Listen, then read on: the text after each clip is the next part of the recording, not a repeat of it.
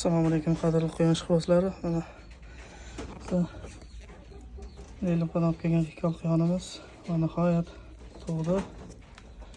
Hozir onlarni ko'rsataman. Hozir ularni sanab chiqamiz nechtaligini.